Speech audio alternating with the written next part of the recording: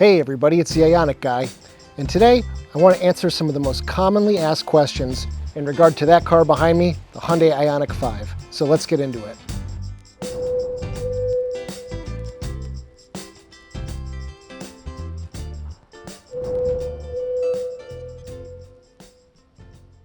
So probably the most commonly asked question I see anywhere for new owners of this car is, what is that little yellow light in the center of the dashboard and what does it mean? So all that little light does is it indicates that the high voltage battery pack is charging the low voltage 12 volt battery pack under the hood. Now, if you don't know this already, even though this is an electric car and it has a big giant battery pack, everything else in the car is still run on that 12 volt battery. So some manufacturers such as Tesla are switching over their low voltage batteries from a lead acid chemistry to a lithium ion chemistry, which makes sense. It's much more robust. It's better at cycling. This car doesn't need a big, beefy lead acid battery to turn over an engine with a lot of cold cranking amps. So a lithium ion 12 volt would be great in a car like this. Another question that I see all the time is, I just bought the rear wheel drive Ioniq 5 here in the US, and for whatever reason, it has the same size trunk as the all-wheel drive version. Shouldn't it have a bigger frunk since there's no motor in the front of the car? So yes, in other global markets, the rear-wheel drive version of the Ioniq 5 has a deeper front trunk. The reason we don't have the deep frunk here in the US is because here the government requires that if you have a certain capacity area in a car, you have to have an emergency escape latch in case you get trapped in there for some reason. And for whatever reason, Hyundai decided that they didn't want to go through the process of developing that for the larger front trunk here in the US. So in all versions of the car, we're stuck with the small front trunk, which kind of sucks, but it's better than nothing. Another common question I see all the time is, my car is powered off. Why do I hear the fan running and why are the front louvers open? The simple answer to that is the car is trying to maintain the battery pack at a certain temperature. This battery wants to be at about 75 degrees all the time. So the car is going to run the air conditioning system, which powers the battery cooling system, and it's just trying to maintain the battery pack at a comfortable area where the battery wants to be.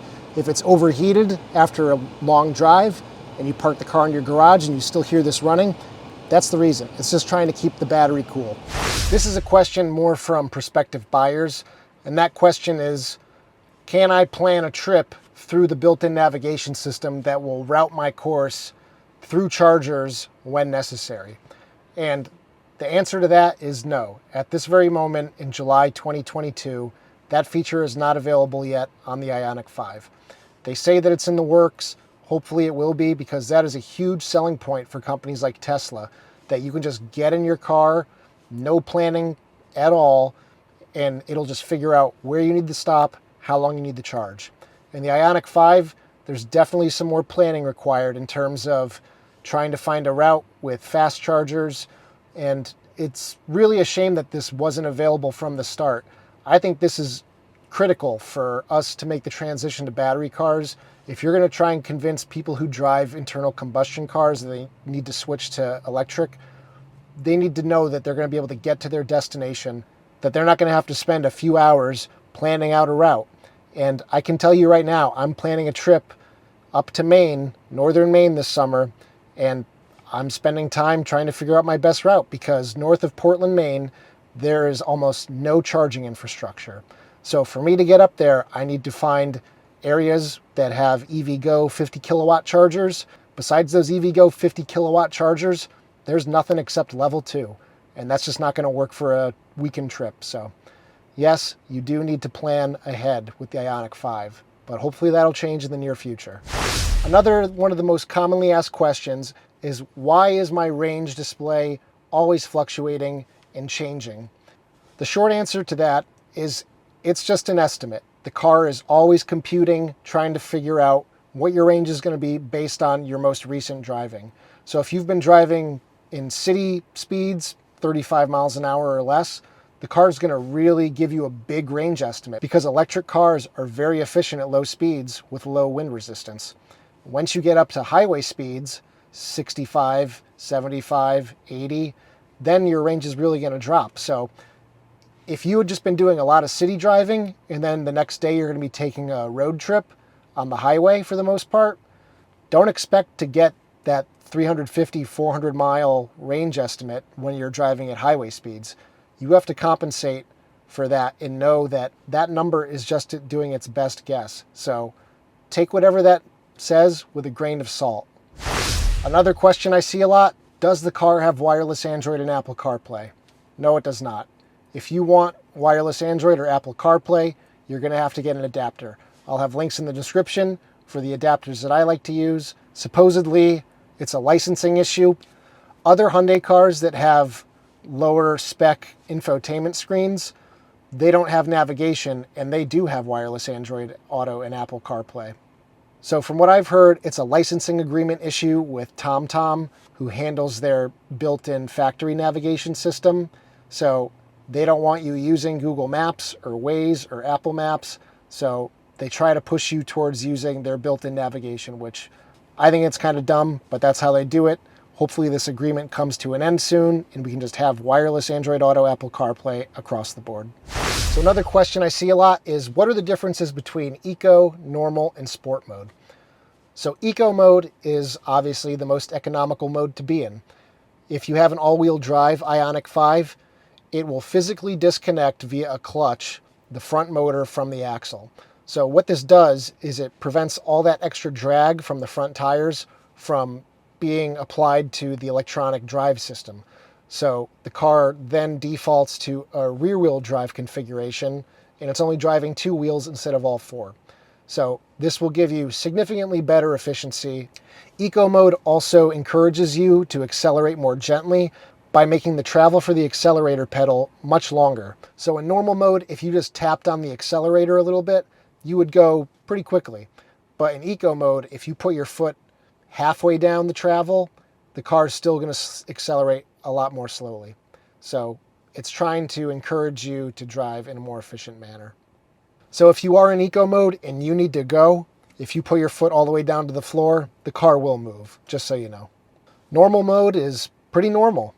The accelerator is nice and responsive. The steering has a nice feel to it. There's nothing real special about normal mode. So if you're looking to have a good time, Sport mode is where you want to be. It really makes the accelerator pedal very responsive. So if you really want to go, just give it a little tap and it goes. It also makes the steering a little bit heavier, which I personally like. I wish there was a way that you could separate the steering feel from the mode and say have that same steering feel on normal mode. I would prefer the sport steering on the normal mode most of the time. So another question I see all the time is, do I really need a level 2 charger, a 240 volt charger? And the answer is no. I just put up a video last week where you can find out all about that, but if you drive between 30 and 60 miles a day, you can probably get by covering your commute with just a level 1 115 volt charger. So if you want to find out if level 1 charging will be enough for your daily needs, check out the link above. For most owners, one of their biggest gripes is the fact that the car doesn't have automatic locking door handles. This is my biggest pet peeve with the car. And to you prospective buyers that are asking, is there a way to turn on auto lock as you walk away? The answer is no. That feature doesn't exist on this car. We don't know if it's ever going to come. For me, I think this was a huge miss. This car is so tech heavy, and I would imagine all the hardware necessary to do this is in the car. So I don't know why it can't automatically lock as we walk away. If you're coming to this car from a car that has had it, you're going to be very thrown off because it's such a nice feature when you get used to it that when you don't have it, sometimes you just forget to lock your car. The BlueLink app will send you a reminder if your car remains unlocked for a significant amount of time, if you have that activated. So it will tell you. Even still, it would just be really nice to have that feature available. Another question I see all the time is, can I use the V2L adapter to power 240 volt loads? In the United States, our base voltage is 115 volts, and that's all this is capable of outputting. If you live in Europe, or other countries around the world, 230 volts is your standard voltage, so it is capable of putting out 230 volts in those countries.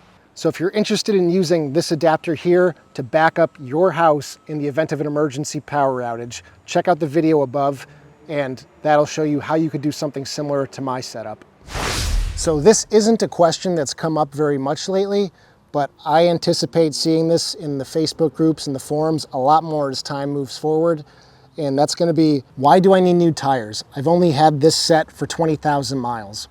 This just comes down to the fact that this car is so much heavier than an internal combustion engine car of the same size that these tires are just going to wear quicker.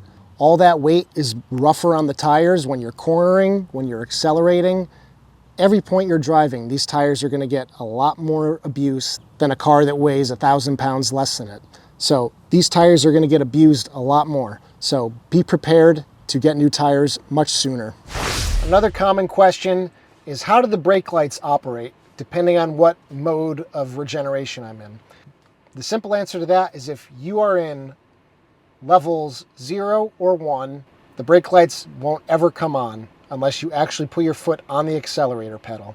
And in levels 2, 3, and I pedal, the second you start pulling your foot off of the accelerator pedal and decelerating, the brake lights will come on. And when you're in auto mode, that's where it gets a little more complicated. There's multiple levels of auto regeneration, and it all depends on how many G's the car is decelerating. If the car is decelerating in the lowest level of auto, it's just going to be like coasting or level 1. The brake lights aren't going to come on. If you're in a heavier level of auto regeneration, then the brake lights are going to come on. So it's just something that has to be in the back of your mind.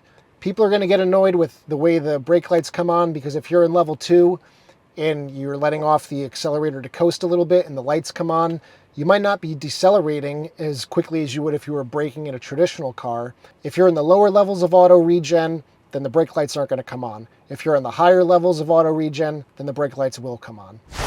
Another question that gets asked a lot is, okay, they advertise the car is charging 10% to 80% in 18 minutes. Why is that not happening for me?